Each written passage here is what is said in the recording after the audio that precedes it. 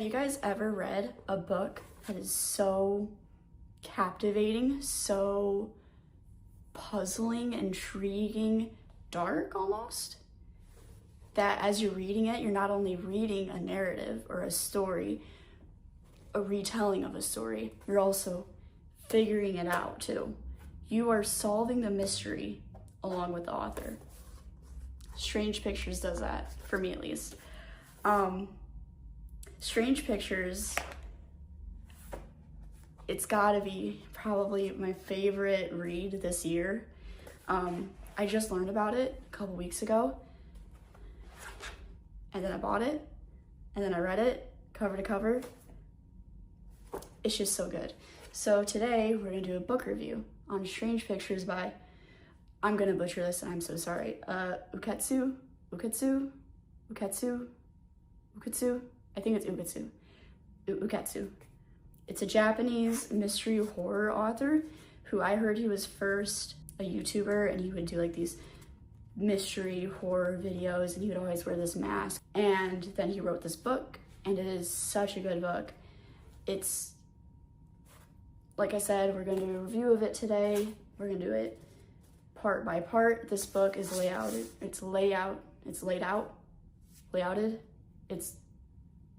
out in 3 different segments. So I'm gonna do part 1, part 2, part 3. And if you guys like it, we'll see.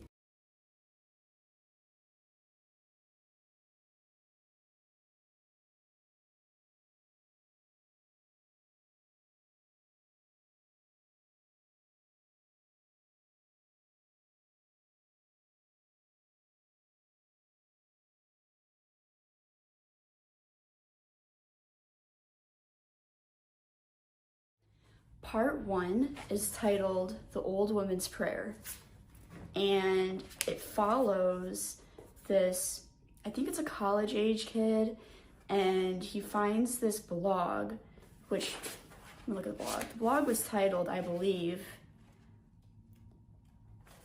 hold on, gotta cite my sources. Okay, the blog was titled, Oh No, Not Reiku, which it's R-A-K-U, so I don't know if it's Reiku or Raiku. Either way, that's what the blog is called. And he's not sure why he found the blog. His friend gave it to him saying it was like this spooky thing, and he just is looking at it and he's like, it's just a blog. This guy, Raku, is talking about his life, his wife who is pregnant. It just seems like a normal blog. I don't know, this guy has a life. He decided, okay, I'm gonna tell internet strangers about it. I'm gonna blog each day. People are gonna read it. I don't know, there's nothing really scary about it at first to the college student. And so he reads it and rereads it and looks closer. And then he noticed these little inconsistencies, like the author isn't using his real name, because somebody told him maybe that's not so safe. And I mean, I get it. I'm not using my real name for this. By the way, Raylan Aurora is not my real name. I made it up. I came up with it myself. But it's just things like that. Like, he's not using his own name. The timestamps, like in between each entry, if you will, are kind of off. Something about it doesn't seem right. And that's when the photos come in. So Raiku posts these photos that his wife, Yuki, drew these photos. She's an art student, she's good at drawing, she drew these photos, and leading up until the pregnancy, she's giving them to Raiku, like, have this photo. But they're just a little odd. Looking at them, there's a baby, which makes sense. And then there's a kid, and you can't tell if it's a boy or a girl or androgynous. It is androgynous is what I'm saying. And then there's a grown woman, there's a grown man, and then there's an old lady praying.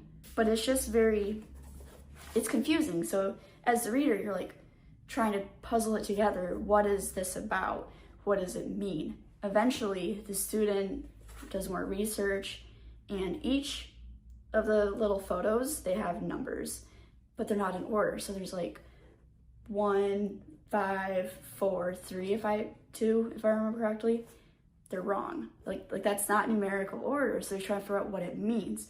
Eventually, he can piece the puzzle together and figure out what really happened and why Reiku stopped posting and what happened to his wife during and after labor.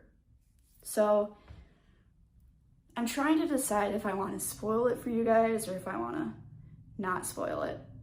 So if you don't want spoilers, skip this part, go to the next part. I'm going to try to have chapters on YouTube. I'm going to figure that out for the first time. Anyway, spoilers ahead for the rest of this segment. Don't watch if you intend to read this book, which I recommend it, and you don't want it to be spoiled, don't watch this. Guarantee it'll ruin it for you. So, is everybody on? Okay. Basically, what happened was Yuki, the wife, the one who was pregnant with the baby, she knew that she was dying. She knew that, I'm not going to say what I was going to say because that's another spoiler down the road, but she knew that she was dying and that she would not survive the birth. The son would survive, but not her. And she knew about this. At this point, we don't know how she knew about this, but she knew. So these photos, these pictures were a way of telling her husband, who's not Reiku, but is Reiku, that, hey, I'm gonna die, but there's nothing you can do about it, but don't be sad about it, I guess, basically. He ends up figuring out the order that the numbers mean to the pictures, and basically it's a light illusion. So like if you stack them on top of each other and then hold it up to a light, it will make a shadow, right? And so he figures out that because of that, the picture he gets is the picture of his wife's death, which is pretty unsettling. I mean, could you imagine? It's not graphic, it's just kind of a little spooky. But that only used 3 out of the 5 pictures. So now he's like, wait a second, what does the others do? And then the other 2, which is the man and the child. So not the baby, but the child. Because the others that were used, the mother, who was Yuki, the woman, a baby, and an old woman praying. But the other 2, the man and the child, that is supposed to be a vision of Reiku and his son without Yuki. So it was all of that to say, the first part was very good. It was very, I couldn't figure it out. I was like, it made me feel kind of stupid because I couldn't figure it out. But I don't know, it was a good read. I recommend it. That's all I really have to say about the first part, but we've got 2 more parts to go through. So if you're interested, please continue. It gets better, so much better. All right, now part 2, titled The Smudged Room. I think this part is my favorite part. It's just something about it is so much fun to read. Like, I literally flew through this part. The first part I was like, okay, whatever, it was something, yes, and it was good, but part 2 is my favorite, I think. Part 3 was second favorite, but this part follows Yuta, it's U-T-U-Y, Y-U-T-A, so I think it's Yuta, and Naomi, the one name I can't pronounce, Naomi. It's a mother and son duo. He's like 6. He's a child. She's a woman. It doesn't say at first how old she is, but they're living alone. They're living in their apartment, and one day, Yuta, in his preschool or school or whatever, has to draw an image that reminds him of mom for Mother's Day, and the image he hands to his teacher unsettles her. It's this, looking at it, it's like this, there's a happy mom, a happy son, presumably Naomi and Yuta, and then they've got this building, and then there's this smudge, it's just there, And the teacher can't figure out why would Yuta smudge it like that. And she's trying to figure out, is something going on? Because the issue is where the smudge is at in the picture, that's where their apartment is in the building. So she's wondering, does Yuta maybe have some thoughts about their apartment building, or like, does it make him anxious to go home, is basically what she's thinking. She ends up going as far to almost accusing Naomi of abuse, but that's later. And she calls Naomi in one day and she's like, here, look at this photo. It seems a little bit off. Is Yuta okay? Now, Naomi, who had just disciplined Yuta for drawing on the wall, she never hit him, but Yuta used his ruler and drew on the wall. And so she was thinking that maybe because Naomi yelled at Yuta, Yuta didn't want to go home, or maybe was afraid. And she didn't take that very lightly. She was pretty upset about that. But that's the least of their worries at this point, because somebody has been following them.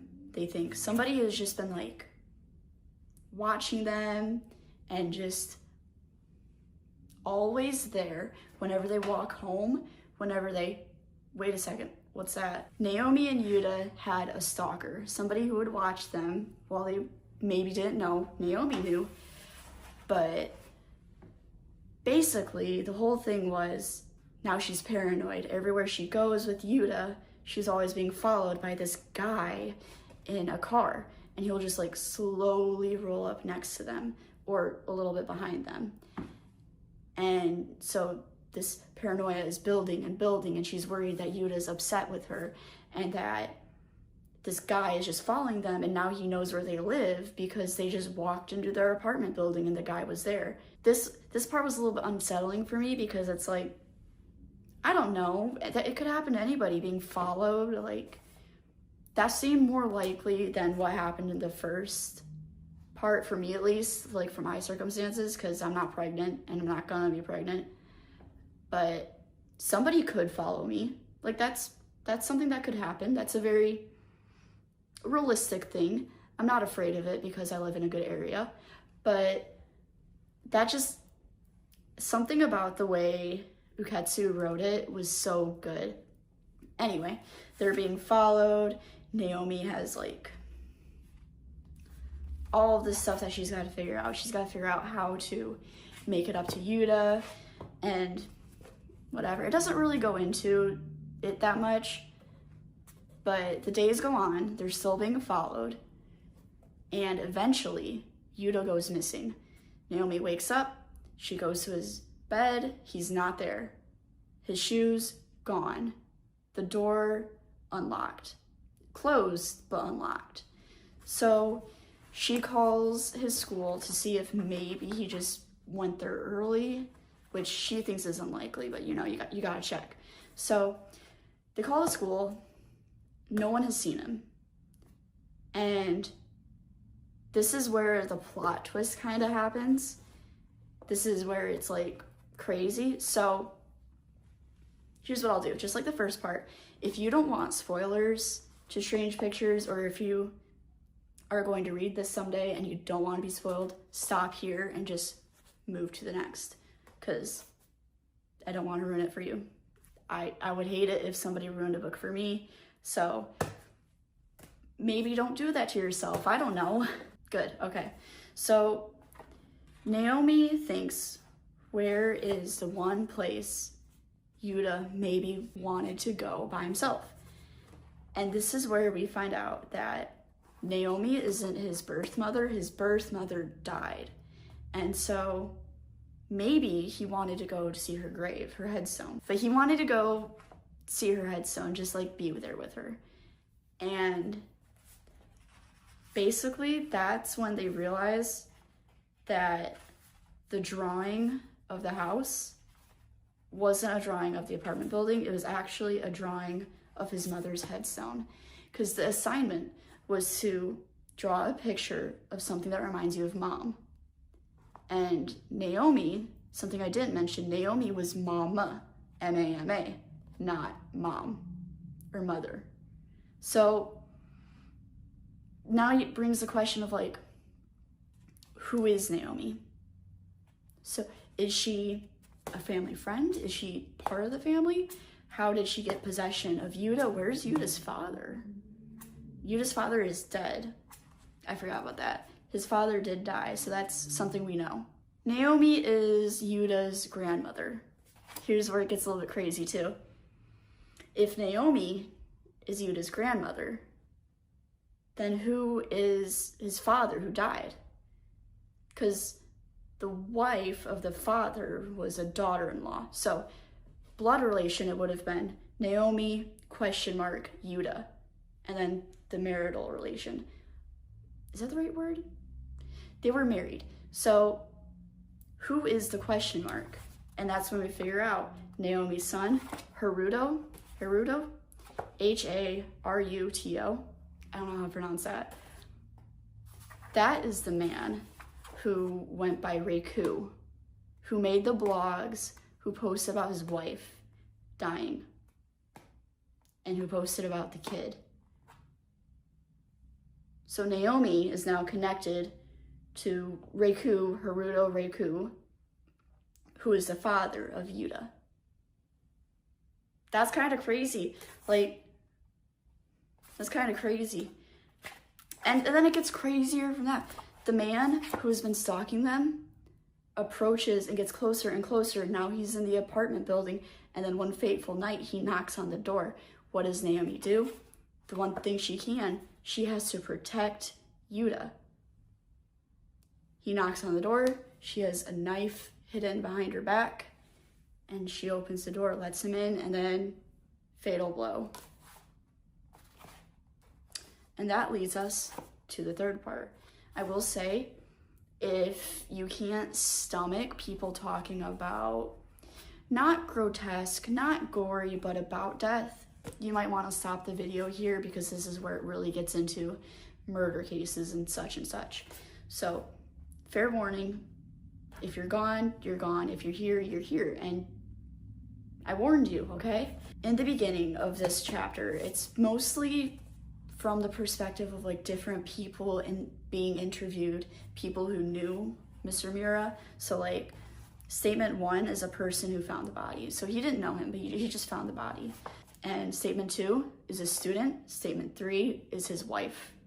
So it's just like a bunch of just random statements, and it's like, oh, he was a good guy, he was great at art. But every single statement has a little bit of like a tinge of either jealousy, of loathing, of hatred. Anybody who knew him, not the person who found the body, that guy had no idea, but the people who knew him, they only pretended to like him, which makes it so much more sad. Even his wife was literally like, he's too hard on our boy. And it's really sad, because they're kind of speaking ill of the dead almost, but that's just how people are, I guess. And then it follows, I'm gonna try with these names, I'm so sorry, but I'm gonna try with these names. It follows a junior reporter, or wannabe reporter, Iwata, I believe is his name. Iwata, Iwata? That's a good guess. And then his supervisor, Kumai. So the two of them, they're just working, and then Kumai brings up this case, and at this point the case has been, so the case is 3 years old, so it's basically gone cold at this point. They had a few suspects, but it never worked out. Either the timing wasn't right or the motive wasn't right. Case went cold. It happens all the time in real life. They get bored at work, just, pushing papers, doing what reporters do when there's not a lot of actual things happening. I don't know.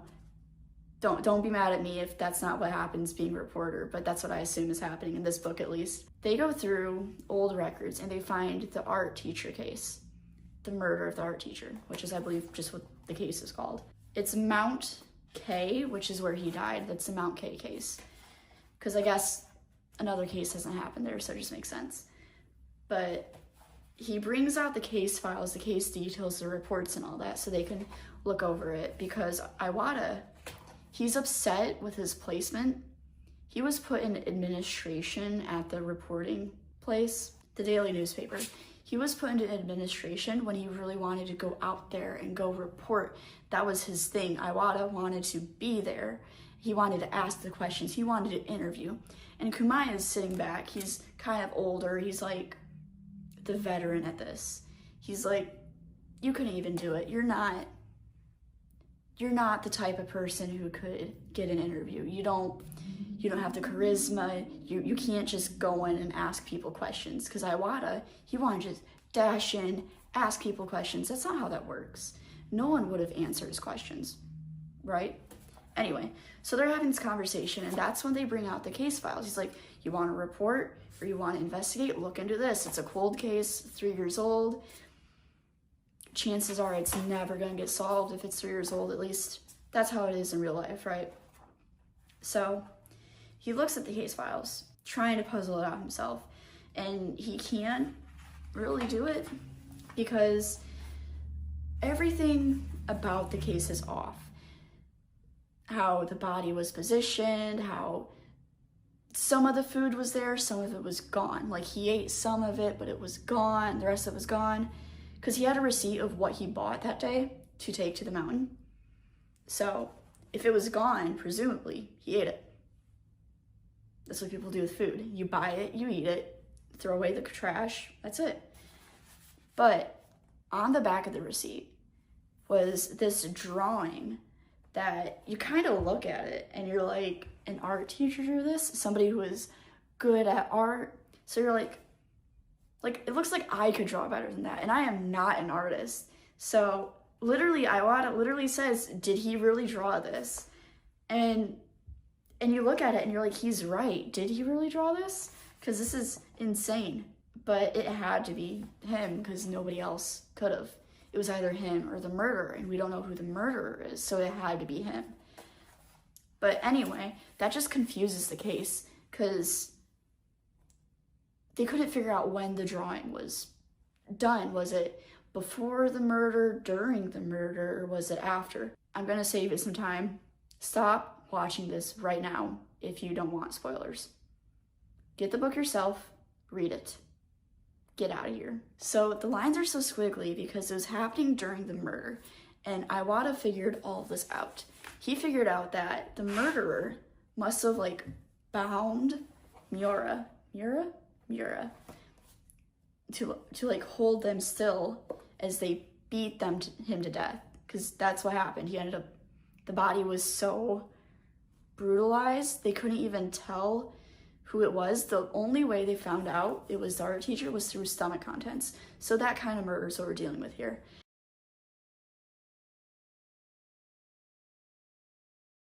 Are you ready for the fourth and final chapter of Strange Pictures? Well, let's get started. So the final chapter is called The Bird Safe in a Tree. It looks like just a picture done by a child. But anyway, so this part kind of follows both Naomi and Kumai. Naomi, as she was a kid growing up, kind of like what made her become this person who hurts people, who hurt, so far that we've been told, Miura and Iwata. So as she's growing up, she has this bird.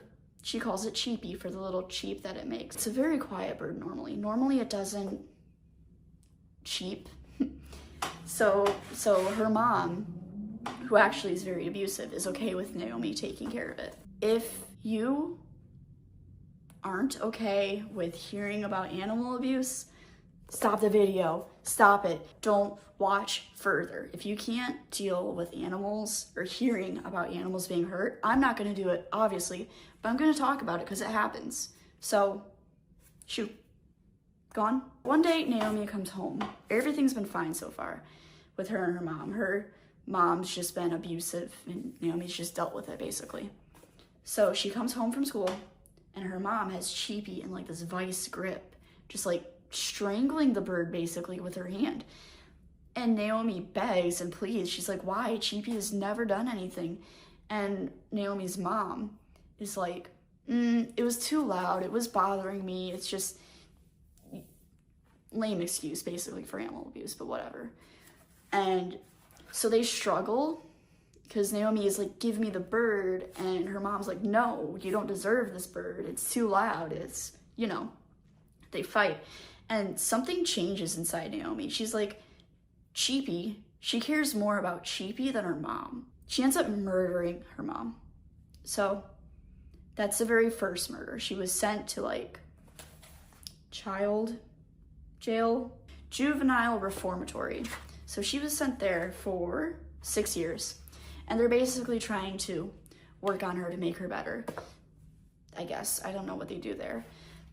But obviously Naomi has a lot of issues. Like there's something very terribly wrong with her, and these doctors and these people are trying to maybe help her get better. She was released after that. The doctors thought she was fine. She was acting like a normal child again. They're like, oh, she's never gonna hurt anybody. She's gonna be normal, which you and I know that that's wrong. We know that's wrong.